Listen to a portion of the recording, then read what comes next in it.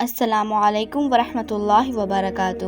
حضرت عبداللہ بن عمر بن العاص رضی اللہ عنہ فرماتے ہیں کہ رسول اللہ صلی اللہ علیہ وآلہ وسلم نے فرمایا، تمہارے اندر ایمان پرانے کپڑے کی طرح ہے، وہ سیدھا ہوتا رہتا ہے، اس لیے اللہ تعالیٰ سے اپنے دلوں میں ایمان تازہ رہنے کی دعا کیا کرو۔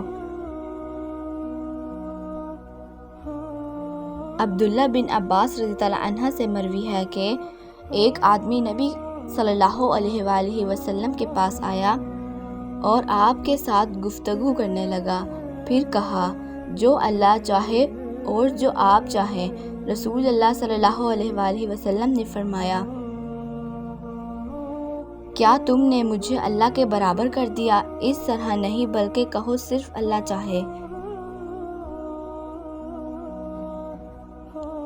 حضرت ابو ہریرہ رضی اللہ عنہ فرماتے ہیں کہ رسول اللہ صلی اللہ علیہ وآلہ وسلم نے ارشاد فرمایا، جب بندہ کوئی گناہ کرتا ہے تو اس کے دل پر ایک سیاہ نقطہ لگ جاتا ہے، پھر اگر بندہ توبہ کر لے تو وہ مٹ جاتا ہے، اور اگر بار بار گناہ کرے تو وہ سیاہ نقطہ اتنا بڑھ جاتا ہے کہ پورا دل سیاہ ہو جاتا ہے۔ یہی وہ ران ہے جس کا ذکر اللہ تعالیٰ نے